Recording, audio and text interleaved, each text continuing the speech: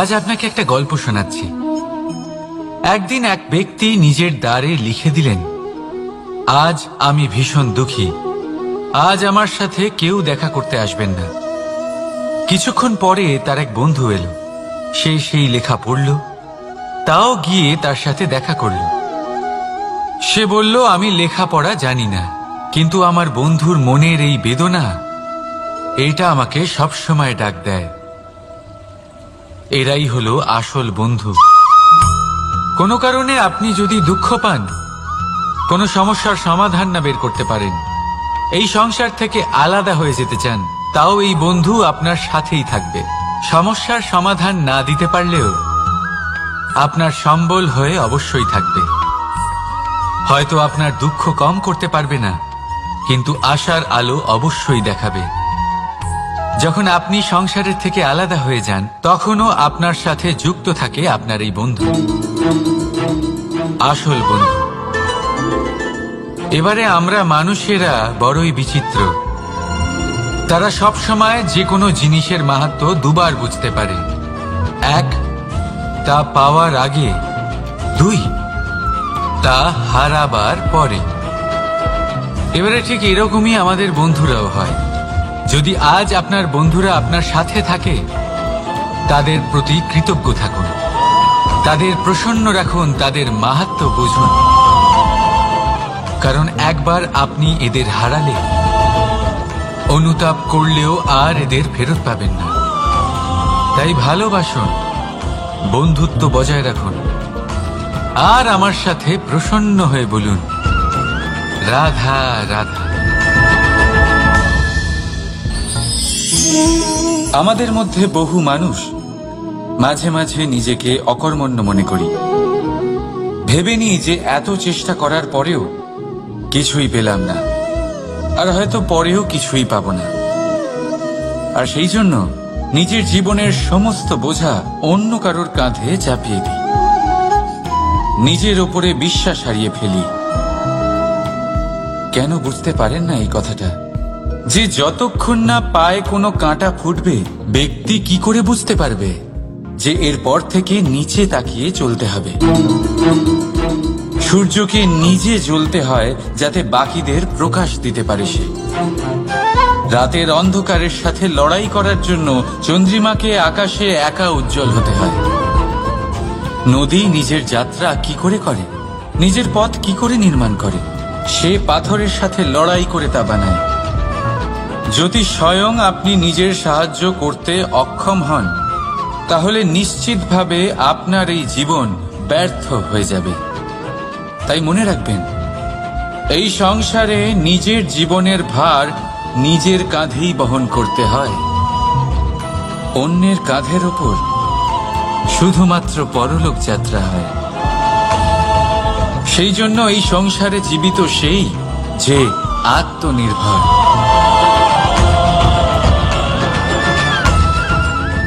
রাধা রাধা।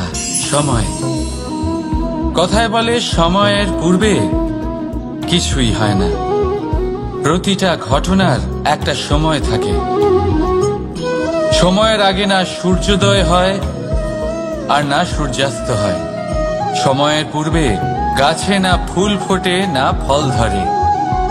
কিন্তু একটা কথা ভেবে দেখুন, যদি বর্ষা আসার আগে কৃষক ভূমিকে না প্রস্তুত করে, বীজ রোপণ না করে, তাহলে কি ফসল ফলবে?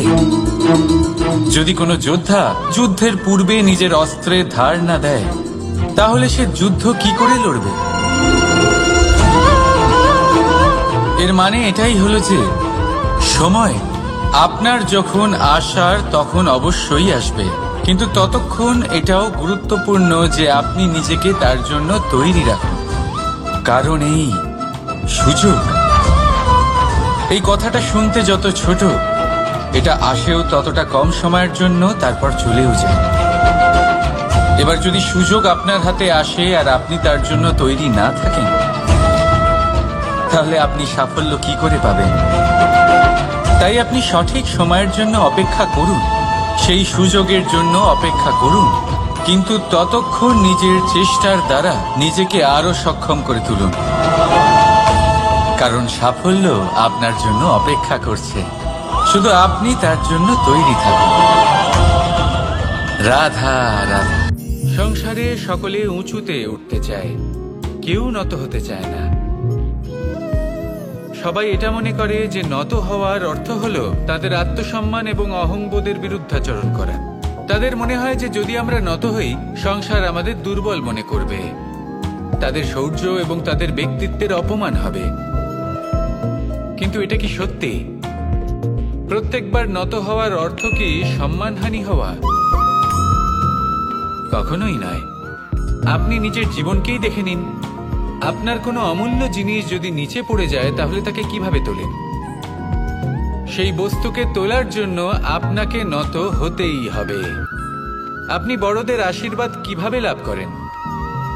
আপনি নত হয়ে তবেই তাদের আশীর্বাদ লাভ করতে পারেন, তাই না? ভেবে দেখুন, আপনি একটা পথে হাঁটছেন। আপনি দেখতে চাইছেন যে আপনি সঠিক পথে হাঁটছেন কিনা, পায়ের নিচে কাঁটা পড়ে আছে কিনা। কিভাবে দেখবেন? আপনাকে সেই মাথা নত করেই দেখতে হবে। এর অর্থ কি? অর্থ খুব সহজ। প্রত্যেকবার নত হওয়া অনুচিত নয়, সেটা কোনোভাবেই সম্মানহানি নয়। পরিস্থিতি অনুসারে এবং যেখানে প্রয়োজন, আপনি নত হতে শিখে গেলে আপনি অনেক কিছুই লাভ করতে পারবেন। জ্ঞান, মান, গুণ, বিশ্বাস। সেই জন্য প্রয়োজন এবং পরিস্থিতি অনুসারে নত হতে শিখুন। এতে অনুচিত কিছুই নেই। আত্মসম্মান থাকা অত্যন্ত প্রয়োজনীয়, কিন্তু তা যেন কখনো অহংকারে পরিণত না হয়। এই বিষয়ে অবশ্যই নজর রাখবেন এবং আমার সাথে ভালোবেসে বলবেন, রাধা রাধা। বিন্দু বিন্দু জলেই সাগর নির্মাণ হয়।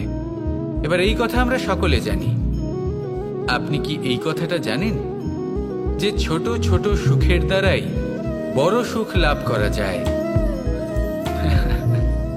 একজন বাবাকে দেখুন, সন্তানের জন্ম থেকে তার যুবক হওয়া পর্যন্ত তার সাথে ছোট ছোট সুখ যাপন করেন।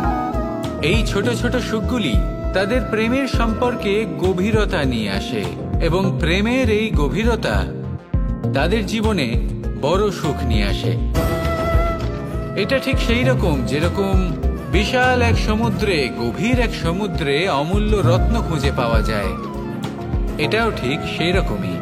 সেই জন্য জীবনে বড় বড় সুখের খোঁজ করতে গিয়ে সময় নষ্ট করবেন না। এই যে ছোট ছোট সুখ আছে, এগুলোকে যাপন করা শুরু করুন। এগুলোর আনন্দ লাভ করুন। এগুলো নিয়ে উৎসব পালন করুন। প্রেমের গভীরতা বুঝুন আর এই গভীর প্রেমে মন নিমজ্জিত করুন। তারপরে দেখুন, এই মন আর এই জীবন সুপ্রসন্ন হয়ে বলবে, রাধা রাধা। এই সংসারে যখন সাফল্যের পথে আপনি অগ্রসর হবেন, তখন আপনার পরিশ্রম, একাগ্রতা, সাহসের সাথে সাথে সমাজের মানসিকতাও সহ্য করতে হবে। প্রত্যেক ব্যক্তি কিছু না কিছু ভাবেন, কিছু না কিছু বলেন। কিছু মানুষ এমন আছেন যারা ভাববেন যে আপনি কিছুই করতে পারবেন না। তারা আপনার নিন্দা করবেন, আর এই নিন্দার কথা ভেবেই আমরা ভয়ভীত হয়ে পড়ি। সেই কারণে নিজেদের আশা, নিজেদের বিশ্বাস হারিয়ে ফেলি। এবার যদি সেই নিন্দার ভয়ে আমরা লক্ষ্যচ্যুত হই, তাহলে সেটা অনুচিত। সেই জন্য জীবনে শুধু পরিশ্রম করতে থাকুন, সামনে এগোতে থাকুন। যেই দিন আপনি আপনার লক্ষ্য লাভ করবেন, সেই প্রত্যেক ব্যক্তি যারা নিন্দা করছিলেন, তাদের দৃষ্টি আপনা থেকেই পাল্টে যাবে, ঠিক কিনা? এই সংসারকে যা প্রাণ চায় তাই বলতে দিন। যদি আপনি কারোর কথা শুনতে চান, তাহলে নিজের অন্তরের কথা শুনুন। সেটাই আপনাকে উচিত পথে নিয়ে যাবে। সামনে অগ্রসর হতে থাকুন, পরিশ্রম করুন। এমন একটা দিন আসবে যেদিন এই নিন্দুক ব্যক্তিরা আপনার লক্ষ্য প্রাপ্তির উদাহরণ সবাইকে দেবে। আসুন আমার সাথে ভালোবেসে বলুন, রাধা রাধা। আমরা জীবনে চলতে চাই, সামনে এগোতে চাই, কিন্তু কখনো কখনো এমন হয় যে আমরা আমাদের লক্ষ্য দেখতেই পাই না। আমরা চিন্তিত হয়ে পড়ি, ব্যতীত হয়ে পড়ি, আমরা কিছু বুঝতেই পারি না। এই মন অশান্ত হয়ে যায়। কিন্তু যদি আপনি থেমে যান, তাহলে নিজের পথ এবং নিজের লক্ষ্য থেকে সরে যাবেন। সেই জন্য চলতে থাকুন, থামবেন না। যতদূর পারবেন চলতে থাকুন, যতদূর দৃষ্টি যাচ্ছে চলতে থাকুন। তারপরেই দেখবেন পরবর্তী পথ আপনা থেকেই আপনার সামনে আসবে। কারণ আপনার দৃষ্টির সীমা থাকতেই পারে, দৃষ্টিভঙ্গির সীমা নেই। আপনার পথের সীমারেখা থাকতেই পারে, কিন্তু সেই পথে চলার সাহসের সীমা নেই। সেই জন্য নিজেকে অসীমিত করে তুলুন। এই সীমারেখা আপনা থেকেই দূর হয়ে যাবে, লক্ষ্য নিজে থেকেই দেখতে পাবেন, আর এই মন সুপ্রসন্ন হয়ে বলবে রাধা রাধা। মানুষ সবসময় চায় যে তার জীবনে যেন কখনো কোনো সমস্যাই না আসে। সে চায় তার জীবন যেন শুধুমাত্র শান্তি এবং সুখের দ্বারা পূর্ণ থাকে। কিন্তু এই চাহিদা অনুচিত কিছু নয়।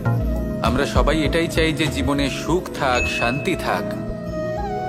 কিন্তু এই কথা সবসময় মনে রাখবেন, যে সূর্য উদিত হন সংসারকে প্রকাশমান করেন, দুপুরবেলায় সংসারকে রৌদ্র প্রদান করেন, সন্ধেবেলায় তাকেও অস্ত যেতে হয়। এবার আমাদের জীবন চক্র কিছুটা এরকমই। কোনো কিছুই চিরকাল একরকম থাকে না। কখনো এই নদীকে দেখুন যা বয়ে চলেছে। এই নদী যা বয়ে চলেছে তার পথেও অনেক বিপদ আসে। বড় বড় পাথরের সম্মুখীন হয়ে তাকেও সামনে এগিয়ে যেতে হয়। একটি পুকুর যা চারদিক থেকে ঘেরা, তার জীবনে কিন্তু কোনো সমস্যা নেই। কিন্তু এই সংসারে পুকুরের পুজো করা হয় না, পুজো করা হয় নদীকে। মনে রাখবেন, সমস্যার ঊর্ধ্বে তিনি উঠতে পারেন যিনি সমাধি লাভ করেছেন, যিনি এই সংসারেই নেই। যিনি এই সংসারে আছেন এবং জীবিত আছেন, তার জীবনের সমস্যা হলো শ্বাসবায়ুর মতোই গুরুত্বপূর্ণ। আসুন আমার সাথে ভালোবেসে বলুন রাধা রাধা। আমরা সবাই জীবনে সুখ লাভ করতে চাই। শুধু জীবনে কেন, জীবনের পরেও আমরা সুখ লাভ করতে চাই। আমরা সকলে স্বর্গের কামনা করি। কিন্তু খুব সহজ একটা কথা, যদি আপনি স্বর্গ লাভ করতে চান তাহলে প্রথমে মৃত্যু লাভ করতে হবে। আপনি যদি প্রাণই না দেন তাহলে আপনি স্বর্গ লাভ কিভাবে করবেন, তাই না? শুধু এই ছোট্ট একটা বিষয় দ্বারা আমরা জীবনে অনেক কিছুই শিখতে পারি। যদি আপনার কোনো লক্ষ্য থাকে, কোনো মনোবাঞ্ছিত স্থান থাকে, কোনো বড় কাজ আপনি করতে চান, তাহলে সেই সবই হবে। কিন্তু শুধুমাত্র কামনা করলে হবে না, আপনাকে কর্ম করতে হবে। নিরন্তর প্রয়াস, পরিশ্রম, পথ খুঁজতে হবে, সামনে অগ্রসর হতে হবে। কখনো অসফল হলে তার কারণ খুঁজতে হবে, বিপদের সম্মুখীন হতে হবে, অন্তর থেকে নিজের শক্তি বাড়িয়ে তুলতে হবে। তবেই আপনি নিজের লক্ষ্য লাভ করতে পারবেন, মনোবাঞ্ছিত স্থান পাবেন। মহান নদী গঙ্গা একটি বিন্দু দ্বারা শুরু হয়, ধীরে ধীরে অগ্রসর হয়। কোনো পাথরে ধাক্কা খেলেও সে থামে না, বরং এগোতেই থাকে। তারপরেই সে মহান নদী গঙ্গা হয়ে উঠতে পারে। পরিশ্রম করুন, লক্ষ্য লাভ করুন, আর আমার সাথে ভালোবেসে বলুন রাধা রাধা। এই সংসারে জয়লাভ করার জন্য, সাফল্য লাভের জন্য শক্তি, ধৈর্য, সাহস, মিত্রদের সঙ্গ, এই সব ছাড়া আর কি আছে যা অত্যন্ত প্রয়োজনীয়? বিশ্বাস। সত্যি কথা বলতে এই বিশ্বাস অত্যন্ত অমূল্য, কিন্তু এটা দুদিক খোলা তলোয়ারের মতো। এটা আপনাকে বলশালীও করে তুলতে পারে, শক্তিশালীও করে তুলতে পারে, আবার দুর্বলও করে তুলতে পারে। কিভাবে? যদি আপনি শুধুমাত্র অন্যের উপরে বিশ্বাস করেন যে ওনারা সবাই আমাকে সামলে নেবেন, আপনার বিশ্বাস শুধুমাত্র অন্যের উপর, আর সেই বিশ্বাসের ভিত্তিতে আপনি কর্ম করেন, তাহলে আপনি দুর্বলই হয়ে উঠবেন। কিন্তু এই বিশ্বাস যদি আপনি নিজের উপর রাখেন যে যাই হয়ে যাক না কেন, আমি নিজেকে ঠিক সামলে নেব, আমি আমার পথ বানিয়ে নেব, সব বিপদের সম্মুখীন আমি নিজে হব এবং জীবনে সামনে এগোতে থাকব, তাহলে এই বিশ্বাস আপনাকে বলশালী করবে। এবার সিদ্ধান্ত আপনার যে আপনি কি চান। এই বিশ্বাস আপনাকে বলশালী করবে নাকি দুর্বল, ভেবে দেখুন, আর আমার সাথে ভালোবেসে বলুন রাধা রাধা। কথায় আছে যে স্বপ্ন এবং লক্ষ্য হলো একটি মুদ্রারই দুটি দিক। যতক্ষণ না স্বপ্ন দেখছেন ততক্ষণ বুঝবেন কি করে আপনার লক্ষ্য কি। স্বপ্ন দেখে যদি নিজের লক্ষ্য বুঝতে পারেন, সেটা পেতে চান, তবেই সেটা লাভ করতে পারবেন। কিন্তু স্বপ্ন এবং লক্ষ্য এই দুইয়ের মধ্যে একটা ভারসাম্য রয়েছে, যেটা বজায় রাখা প্রয়োজনীয়। একে আমরা বলে থাকি পরিশ্রম। দেখুন, যদি আপনি স্বপ্ন দেখতে চান তাহলে পরিশ্রম ত্যাগ করে নিদ্রা লাভ প্রয়োজন। কিন্তু যদি আপনি লক্ষ্য লাভ করতে চান তাহলে আপনাকে নিদ্রা ত্যাগ করে পরিশ্রম করতে হবে। তাই আলস্য ত্যাগ করুন এবং সিদ্ধান্ত নিন যে আপনি কি চান। আপনার জীবনের এই তুলাদণ্ডে স্বপ্নের পাল্লা ভারী হওয়া প্রয়োজন নাকি লক্ষ্যের? আমার মতে এই দুইয়ের মধ্যে যদি ভারসাম্য বজায় রাখেন তবে পথ নিজে থেকেই সামনে আসবে। শুধু সেই পথে অগ্রসর হতে থাকুন এবং আমার সাথে ভালোবেসে বলুন, রাধা রাধা। বস্ত্র আমাদের সকলের প্রিয়, এটা আমাদের জীবনযাপনের জন্য প্রয়োজনীয়। আমরা সবসময় চেষ্টা করি সেই বস্ত্র পরতে যা পরলে আমাদের দেখতে ভালো লাগে। কিন্তু কখনো এই কথা ভেবে দেখেছেন যে কিছু বস্ত্র যদি স্বচ্ছ হয় তাহলে তা পুরনো হলেও দেখতে ভালো লাগে? ঠিক তেমনই, যেমন কোনো খাবার যদি মশলাদার না হয়, অত্যন্ত সুস্বাদু নাও হয়, কিন্তু যদি তা গরম হয়, টাটকা হয়, তাহলে খেতে ভালোই লাগে। ঠিক সেইভাবেই যদি কোনো ব্যক্তি সুন্দর নাও হয় কিন্তু তার কথা খুবই মধুর হয়, তাহলে সেই ব্যক্তি সকলের প্রিয় হয়। কোনো ব্যক্তি যদি ধনবান নাও হন কিন্তু তিনি যদি গুণী হন, তাহলে এই সংসারে সম্মান লাভ করেন। সেই জন্য কখনো এই বিষয়ে দুঃখ পাবেন না যে আপনার কাছে ভৌতিক স্বাচ্ছন্দ্য নেই। আপনার কাছে সব থেকে বড় বস্তু, সব থেকে মূল্যবান বস্তু যেটা আছে সেটা হলো আপনার আত্মা, আপনার মন, আপনার বিচারধারা, আপনার গুণ, আপনার কথা। এগুলো সবসময় শুভ রাখুন এবং সবসময় নিজের সাথে রাখুন। এই জীবন সফল হবে এবং প্রেমময় হয়ে বলে উঠবে, রাধা রাধা। ছোটবেলা থেকেই আমি গরু চড়িয়ে অভ্যস্ত, সেই জন্য সকলে আমাকে গোপাল নামে ডাকত। কিন্তু গোপাল হয়ে আমি একটা অমূল্য শিক্ষা লাভ করেছি। আমি দেখেছি যে গৌশালাতে অনেক বাছুরের মধ্যে একটি গাই তার নিজের বাছুরকে অবশ্যই চিনে ফেলে। যেখানে সমস্ত বাছুর একই রকম দেখতে এবং প্রত্যেকের স্বরও সমান, তারপরেও সকল বাছুরের মধ্যে নিজের বাছুরকে ঠিক চিনতে পেরে যায় এবং তার সাথেই থাকে। ঠিক এইরকমই কিছুটা হয় আমাদের কর্ম এবং তার কর্মফল। আপনি সবার মাঝে থেকেও কোনো কর্ম যদি করেন, সেই কর্মফল সবার মধ্যে আপনাকে চিনে ফেলবে এবং আপনার সাথেই থাকবে। তাই যখনই কর্ম করবেন ভেবে চিন্তে করবেন। কোনো কর্ম করার আগে একবার ভেবে দেখুন, তাহলে জীবনে বারংবার অনুতপ্ত হতে হবে না।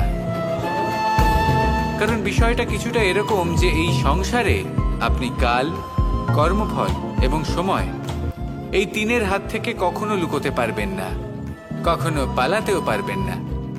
আসুন আমার সাথে ভালোবেসে বলুন, রাধা রাধা। জন্ম এবং মৃত্যু, একটি হলো জীবনের সূত্রপাত, আরেকটি জীবনের সমাপ্তি। এটা হলো একটি চক্র এবং প্রত্যেক চক্রের মতোই এটাও যেখান থেকে শুরু হয় সেখানে এসেই সমাপ্ত হয়। অর্থাৎ প্রত্যেক ব্যক্তি যারা জন্ম নিয়েছেন তার জন্মের সাথে এটা সুনিশ্চিত হয়ে যায় যে তার মৃত্যু হলো অবশ্যম্ভাবী। এই সংসারে এমন কিছুই নেই যা চিরকালের মতো থেকে যায়। এবার এটা আমরা সবাই জানি। আমাদের কাছে যে জীবনটা আছে, যেটা আমরা যাপন করতে পারি, সেই সময়কালে আমরা কি করতে পারি সেটা গুরুত্বপূর্ণ। এমন কিছু করুন যার ফলে মৃত্যুর পরেও আপনি অমর হয়ে থাকবেন। আমাদের কথা, আমাদের কর্ম এই সংসারে প্রেরণা প্রদান করতে পারে। আর যদি আমরা প্রেরণা নাও জোগাতে পারি, তাও এই সন্তোষ বোধ যেন থাকে যে আমরা আমাদের জীবন ব্যর্থ হতে দিইনি। এই জীবন যাপন করার ইচ্ছেতেই আমরা সময় ব্যর্থ করে দিই। আর এই জীবনকে যাপন করার সর্বশ্রেষ্ঠ উপায় হলো এটাই যে কখন আমাদের মৃত্যু হবে, কিভাবে আমাদের মৃত্যু হবে, এই চিন্তা ত্যাগ করে যেন আমরা বর্তমানে বেঁচে থাকি, আজকে বেঁচে থাকি, আজকে দাঁড়িয়ে কর্ম করি এবং আজ যে সংকট সামনে তার সম্মুখীন হই। ভবিষ্যতের পথ নিজে থেকেই উন্মুক্ত হবে। আপনার জীবনে অনেক বড় বড় বিপদরূপী পাথর আসবে। সেই পাথরগুলিকে এতটাই দুর্বল করে দিন যাতে সেই পথ আপনি অগ্রসর হওয়ার পরে আপনার পেছন পেছন যে সেই পথ দিয়ে আসবেন তিনিও যেন সহজেই পাথর চূর্ণ করে সামনে অগ্রসর হতে পারেন। মনে রাখবেন, আপনার প্রচেষ্টারও একটা মাহাত্ম্য আছে। যদি আপনি কোনো কেল্লার শিখরে পতাকা উত্তোলন নাও করতে পারেন, তাহলেও আপনার প্রচেষ্টার যে মাহাত্ম্য তা কখনো কমে যাবে না। সেই জন্য প্রচেষ্টা করতে থাকুন আর আমার সাথে ভালোবেসে বলুন, রাধা রাধা। মানুষের একটি সমস্যা আছে যে মানুষ সাফল্যকে মাপতে থাকেন, লক্ষ্যপ্রাপ্তিকে মাপতে থাকেন এবং তার তুলনা করতে থাকেন যে ও এত কিছু পেল আর আমি পেলাম না, ওর কাছে এত কিছু আছে কিন্তু আমার কাছে নেই। এই তুলনা করার জন্য ওনারা দুঃখী হয়ে পড়েন, নিরাশ হয়ে পড়েন। তাই আমি একটা প্রশ্ন করছি যে এটা কি উচিত? এই সংসারে আপনি কি নিয়ে তুলনা করবেন, যেখানে সূর্যদেব চন্দ্রমা দুজনেই আছেন, দুজনেই হলেন বিশেষ, দুজনেই নিজ নিজ সময়ে উদিত হন। এদের মধ্যে একজন না থাকলে তাহলে আমাদের জীবন কঠিন হয়ে পড়বে। ঠিক সেইভাবেই আপনি যদি একটা বড় রেখা অঙ্কন করেন তাহলে অন্য রেখাটি ছোট হয়ে পড়ে না, সে তেমনই থাকে যেমনটা সে ছিল। আপনার অস্তিত্ব কখনো ছোট বা বড় হতে পারে না। শুধু তুলনা করার জন্য আপনার এটা মনে হতে পারে। যদি আপনি যুদ্ধ করতে চান, আপনার তলোয়ারের প্রয়োজন পড়বে। যদি বস্ত্র তৈরি করতে চান, এত বড় তলোয়ার দিয়ে কিছুই হবে না, তখন প্রয়োজন পড়বে একটা ছোট্ট সূচের। তাই তুলনা করবেন না, না নিজেকে ছোট মনে করবেন না অন্য কাউকে। সবার সাথে সহযোগিতা করুন, আর যদি তুলনা করতেই হয় নিজের সাথে করুন, যে কাল আমি কেমন ব্যক্তি ছিলাম, আজ কি তার থেকে শ্রেষ্ঠ হয়ে উঠতে পেরেছি। ভেবে দেখুন ভবিষ্যতে গিয়ে আপনি কতটা শ্রেষ্ঠ ব্যক্তি হতে পারেন। আসুন আমার সাথে ভালোবেসে বলুন, রাধা রাধা। মানুষ বলে থাকেন যে জীবনে সময়ের পূর্বে এবং ভাগ্যের থেকে বেশি কিছুই পাওয়া যায় না।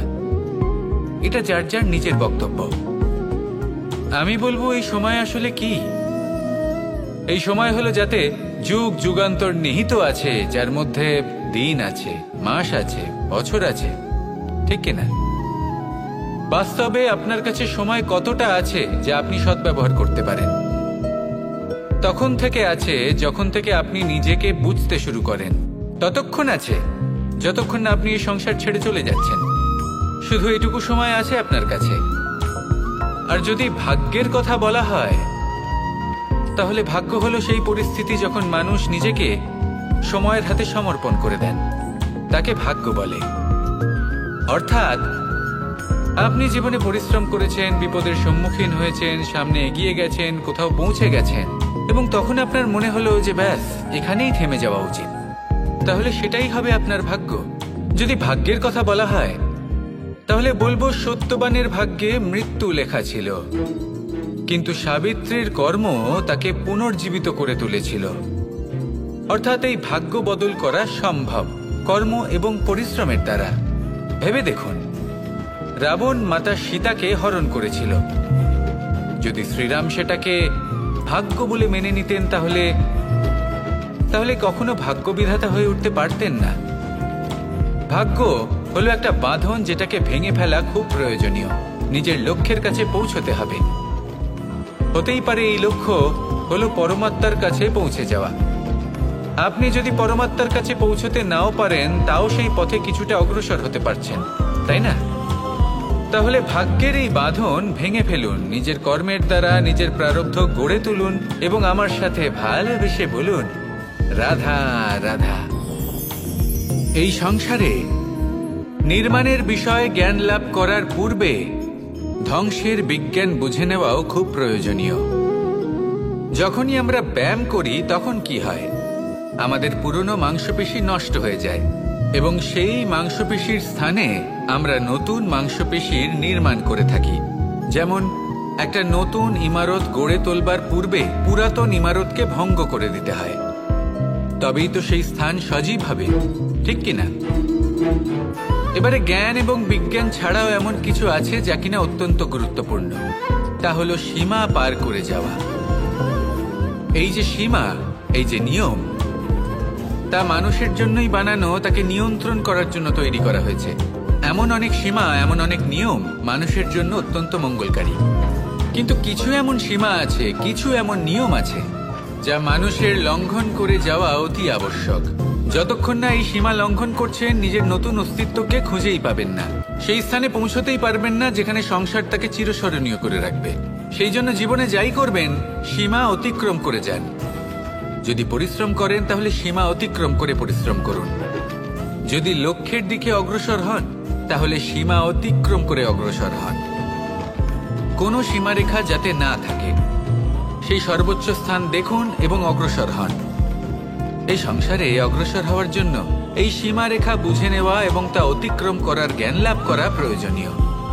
আসুন আমার সাথে ভালোবেসে বলুন, রাধা রাধা। আমরা সবাই এই সংসারে সূর্যের মতো হয়ে উঠতে চাই, সূর্যের মতো তেজস্বী, প্রকাশময়, যশস্বী। সূর্যের মধ্যে এতটাই তেজ থাকে যে সবাই তার সামনে নত হয়ে থাকে। সেই কারণেই সূর্যকে যশদানের গ্রহ বলা হয়। আমরা সবাই সূর্যের মতো উজ্জ্বল হতে চাই, কিন্তু তার জন্য সূর্যকে প্রত্যেক দিন জ্বলতে হয়। এই সংসারে শুভ ভাব, পবিত্রতা নিয়ে আসার জন্য, প্রকাশ ছড়িয়ে দেওয়ার জন্য সূর্যকে প্রত্যেক দিন অস্তও যেতে হয়, আবার উদিতও হতে হয়। প্রত্যেক দিন জ্বলতে হয়। সূর্য একদিনের জন্য অবকাশ লাভ করেন না। আর যদি অবকাশ পেতেন তাহলে সূর্যকে আর সূর্য বলা হতো না, তাই না? সেই জন্য আপনি যদি সূর্যের মতো হয়ে উঠতে চান, সেই রকম উজ্জ্বল হতে চান, তেজস্বী হতে চান, তাহলে সূর্যের মতো জ্বলতে হবে, অর্থাৎ অগাধ পরিশ্রম করতে হবে। আসুন আমার সাথে ভালোবেসে বলুন, রাধা রাধা। যদি আমি স্থির করি, যদি নিশ্চিত করি একটা মূর্তি গড়ে তুলব, আর কিছুক্ষণ সেই কাজটা করে আবার কিছুক্ষণ পরে বন্ধ করে দিই, আবার কিছুক্ষণের জন্য কাজটা করে আবার সেই কাজ বন্ধ করে দিই, আবার কিছুক্ষণের জন্য কাজটা করে বলি ক্লান্ত লাগছে, কিছুক্ষণের জন্য বিশ্রাম নিয়ে নিই, যদি এইভাবে আমি কাজটা করি তাহলে কি এই কাজ উচিত সময় এবং উচিতভাবে সম্পন্ন হবে? কখনোই নয়। শুধু তাই নয়, যে কোনো কাজ যদি পূর্ণ করতে হয়, উচিতভাবে করতে হয়, উচিত সময়ের মধ্যে করতে হয়, তাহলে প্রয়োজন সততার এবং অখণ্ড প্রচেষ্টা। সততা ছাড়া আপনি যে কাজই করুন না কেন, উচিত সময় তা সম্পূর্ণ হবে না, আর মনোবাঞ্ছিত ফল আপনি কখনোই পাবেন না। তাই যে কাজই আরম্ভ করুন না কেন, সততার সাথে এবং অখণ্ড প্রচেষ্টার সাথে করুন। তখনই কর্ম এবং তখনই এই জীবন সফল হবে, এবং এই মন প্রসন্ন হয়ে বলবে, রাধা রাধা। জ্ঞান এবং অহংকার, এই দুইয়ের মধ্যে সম্পর্ক কোথায়? সম্পর্ক ঠিক সেরকম যেরকম হাত এবং কাকনের, যেমন চোখ এবং দৃষ্টির সম্পর্ক। এবার আপনি বলবেন, এ আমি কি বলছি? জ্ঞান এবং অহংকারের এমন সম্পর্ক কি করে হতে পারে? দেখুন, যে ব্যক্তি জ্ঞানী, যার কাছে জ্ঞান রয়েছে এবং তিনি জানেন যে তার কাছে জ্ঞান রয়েছে, তার মধ্যে নিজে থেকেই অহংবোধ জাগ্রত হয়। খুব কম সংখ্যক এমন জ্ঞানী ব্যক্তি আছেন যারা নিজেদের অহংকারের বিষয়ে আঁচ করতে পারেন। প্রকৃত জ্ঞানী হলেন তিনি, যিনি নিজের জ্ঞানের সদ্ব্যবহার করে অহংকারকে দূর করেন। উচিত সময়ে বুঝে যান, নিজের অন্তর যাচাই করে এই বিষয়টা দেখেন যে তার অন্তরে অহংবোধ জাগ্রত হচ্ছে, এবং নিজেকে সেখানেই থামিয়ে দেন, যাতে অহংকারের পথে তিনি অগ্রসর না হয়ে যান। এই অহংকার কখন উচিত, কখন অনুচিত, কখন প্রয়োগ করা উচিত, উচিত নয়, কখন বাধা দেওয়া উচিত, এটা শেখা অত্যন্ত প্রয়োজনীয়। আর যদি এটা আপনি শিখতে পারেন, তাহলে আপনি একজন জ্ঞানীও হয়ে উঠবেন এবং সুখীও থাকবেন। তাই মনে রাখবেন, এই জ্ঞান নিয়ে কখনোই অহংকার করবেন না, বরং সবসময় নিজের অহংবোধের বিষয়ে প্রকৃত ধারণা রাখবেন। আসুন আমার সাথে ভালোবেসে বলুন, রাধা রাধা। এই সংসারে সব থেকে বেশি কঠোর এবং বলশালী ধাতু হলো লৌহ, অর্থাৎ লোহা। হয়তো সেই জন্যই সকল অস্ত্র, সকল শস্ত্র, সকল বাহন যখনই এদের নির্মাণ হয় তখন সব থেকে বেশি ব্যবহার এই লোহাকে করা হয়। এবার এই লোহার একটা বিশেষ গুণ রয়েছে, সেটা এটাই যে লোহাকে আপনি অন্য কোনো ধাতু দিয়ে কাটতে পারবেন না। লোহা দ্বারা এই লোহাকে কাটা সম্ভব। এবার এটা কিভাবে সম্ভব? যে লোহাকে কাটতে হবে তাকে গরম করা হয়, যে লোহা দ্বারা কাটতে হবে সেটাকে ঠান্ডা রাখতে হয়। অর্থাৎ ঠান্ডা লোহা দ্বারা গরম লোহা কাটা হয়।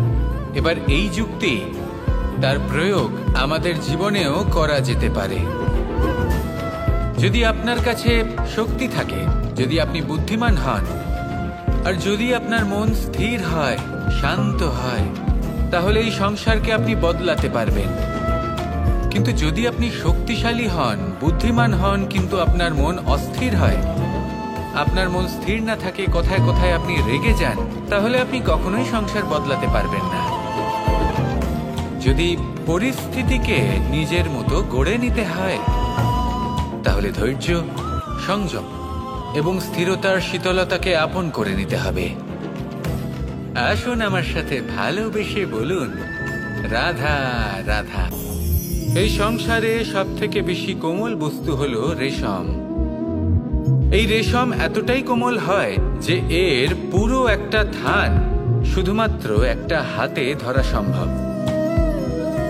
কখনো ভেবে দেখেছেন এই রেশম কিভাবে হয়? একটি কীট তার লালার দ্বারা উৎপন্ন হয়। এই কীট সেই রেশমকে পাক দিতে থাকে, পাক দিতেই থাকে, দিতেই থাকে, আর আস্তে আস্তে তার মধ্যেই জড়িয়ে পড়ে। শেষে ওর এই সুন্দর অমূল্য সৃষ্টি রেশমের এই সুতো, তার নির্মাণ কার্য পূর্ণ হয়। কিন্তু তাতেই ও নিজে বন্দী হয়ে যায়। নিজেরই মায়াজালের এই বন্দী গৃহে নিজেই ফেঁসে যায়। এবার এই সুতোকে ব্যবহারযোগ্য করে তোলার জন্য এই কীটগুলিকে এই কবচের সাথেই ফুটন্ত জলে ফেলে দেওয়া হয়। এই সংসারে যদি আমাদের স্বপ্ন এই সংসারের দুঃখ হরণ করার জন্য, এই সংসারে সুখ বিতরণ করার জন্য হয়, তবেই আমাদের প্রগতি সম্ভব। যদি আমাদের এই স্বপ্ন শুধুই আমাদের এবং আমাদের স্বার্থ সিদ্ধির জন্য হয়, তাহলে এই স্বপ্ন আমাদের অন্ধ করে দেবে, আমাদের অন্ধকারের পথে নিয়ে যাবে, আর আমরাও সেই কীটের মতো হয়ে যাব। নিজেদেরই মায়াজালে আমরা নিজেই ফেঁসে যাব, আর শেষে আমরা যদি কিছু লাভ করি তা হবে একাকিত্ব, অন্ধকারময় মৃত্যু। তাই স্বপ্ন অবশ্যই দেখুন, কিন্তু এমন ভাবে স্বপ্ন দেখবেন না যে তার এই বন্দিগৃহে আপনি নিজেই ফেঁসে গেলেন। স্বপ্ন দেখুন পরোপকারের, পরমার্থের, সবাইকে উদ্ধারের, অন্ধকারের নয়। তবেই কল্যাণ হবে, আর তবেই হৃদয় প্রসন্ন হয়ে বলবে, রাধা রাধা। নন্দ বাবাও খেলার ছলে খুব বড় বড় শিক্ষা দিতেন। অনেকদিন আগেকার কথা, বাবা আমার জন্য একটা মানচিত্র নিয়ে এলেন। এটা ছিল জম্বুদ্বীপের মানচিত্র, ঠিক যেন একটা ধাঁধা, যা টুকরো টুকরো করে বিভিন্ন দিকে ছড়ানো, যেগুলোকে আমায় জুড়তে হতো। ব্যাস শুধু এটুকুই ছিল আমার কাজ। আমি বারবার প্রচেষ্টা করলাম, কিন্তু বারবার অসফলই রয়ে গেলাম।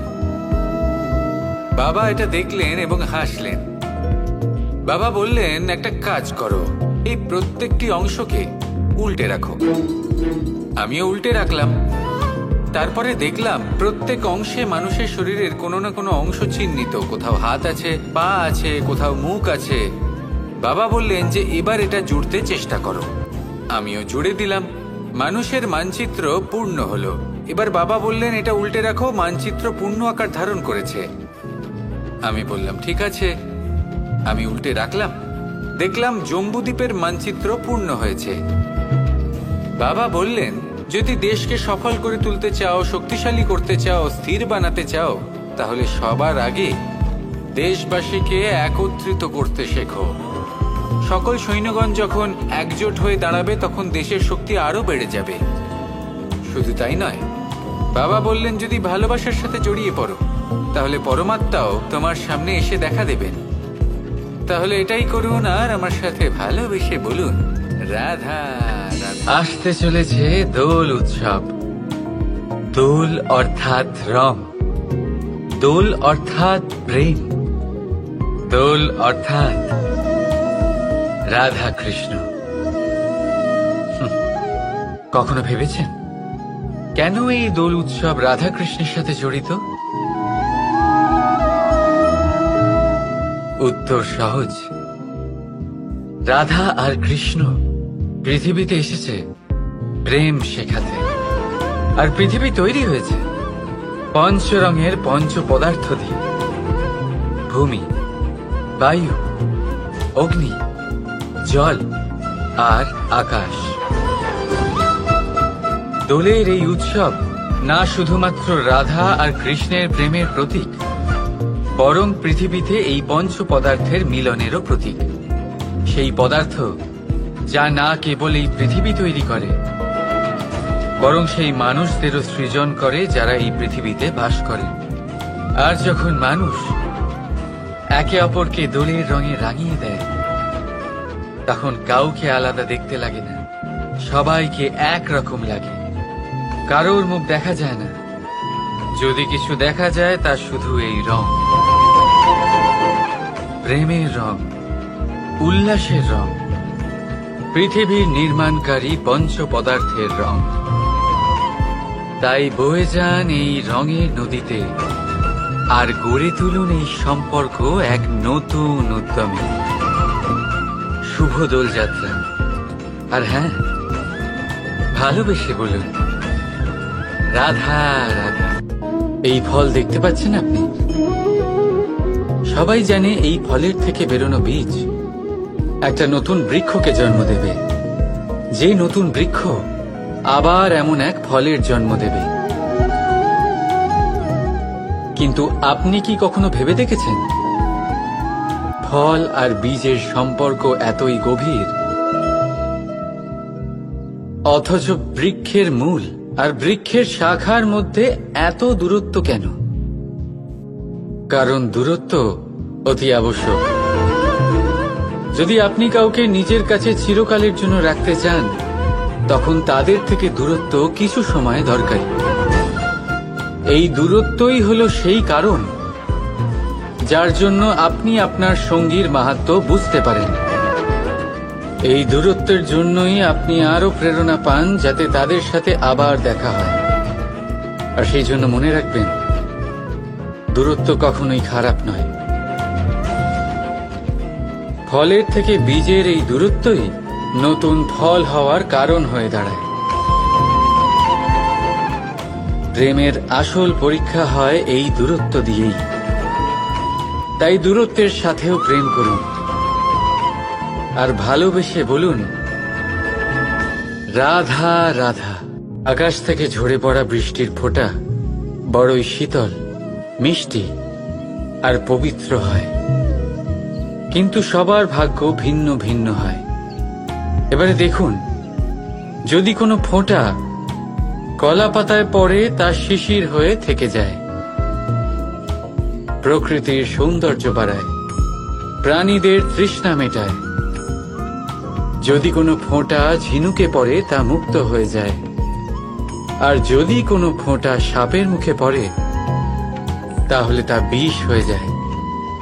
এখানে সবার উৎপত্তি একই, কিন্তু গুণ ভিন্ন ভিন্ন হয়। কেন? কি কারণ এটার?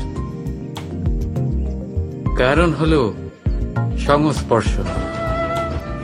সংস্পর্শ বড়ই প্রভাবশালী হয়।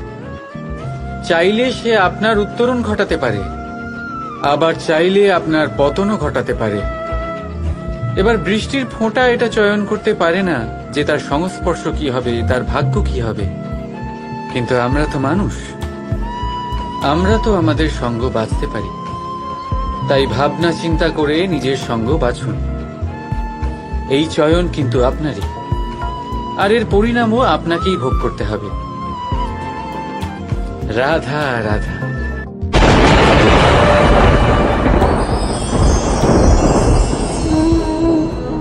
আমার সামনে রয়েছে গরুর দুধ, যা 2 দিন পর্যন্ত ভালো থাকে। যদি এই দুধ গরম করে জমানো হয় তাহলে তৈরি হয় দই, যা 3-4 দিন অবধি ভালো থাকে। যদি এই দইকে মন্থন করেন তৈরি হবে মাখন, যা অনেক সপ্তাহ ভালো থাকে। আর যদি এই মাখন ফোটানো হয় তাহলে তৈরি হয় ঘি, যা বহু বছর ভালো থাকে। মানেটা বুঝলেন? তাপ আর মন্থন। জীবনে যত পরীক্ষায় উত্তীর্ণ হতে পারবেন, যত কষ্টের তাপ সহ্য করতে পারবেন, যত মন্থনের বাধা পেরোতে পারবেন, ততই যশ, শক্তি আর সামর্থ্য বাড়তে থাকবে। তাই কর্ম করুন, কঠিন বাধার সম্মুখীন হন, আর মন্থন করে মন শুদ্ধ রাখুন। মন প্রসন্ন হয়ে বলবে, রাধা রাধা। দৃষ্টি মানুষকে দেওয়া প্রকৃতির অন্যতম শ্রেষ্ঠ উপহার। সেই দৃষ্টি যার জন্য মানুষ এই সংসার দেখতে পারে, নিজের পথ দেখতে পারে। কিন্তু সংসারে দৃষ্টি লাভ করেও সবাই মহান হতে পারে না, প্রসন্ন হতে পারে না। প্রসন্ন শুধুমাত্র তারাই হয় যাদের দৃষ্টিভঙ্গি শুভ হয়। এবারে যারা গোলাপে শুধুমাত্র কাঁটা খুঁজে পায়, তাদের হাত অবশ্যই সেই কাঁটা দ্বারা আঘাতপ্রাপ্ত হয়, কারণ তাদের দৃষ্টি শুধুমাত্র কাঁটা অবধি সীমিত থাকে। কিন্তু সুগন্ধ প্রস্তুতকারক পাপড়ি অবশ্যই খুঁজে বার করেন। কেন? একটু ভেবে দেখুন। যারা অন্ধকারে আলো পেতে চান, তাদের কাছে প্রদীপও সূর্যের মতো মনে হয়। কিন্তু যারা খুঁত বার করতে চান, তারা সেই প্রদীপের নিচে অন্ধকারই খুঁজে পান। যারা ভালোবাসা পেতে চান, তারা অচেনা মানুষের মধ্যেও স্নেহ খুঁজে পান। নয়তো কাউকে পেয়েও তাদের না চিনতে পারা মানুষের অভাব নেই। দৃষ্টি আমাদের দেখায়, কিন্তু দৃষ্টিভঙ্গি আমাদের সেটা দেখায় যা আমরা দেখতে চাই। যেমন আপনার ভাবনা হবে, সেটাই সত্যি হয়ে আপনার সামনে আসবে। তাই আপনার ভাবনাগুলিকে শুভ করুন, আর ভালোবেসে বলুন, রাধা রাধা।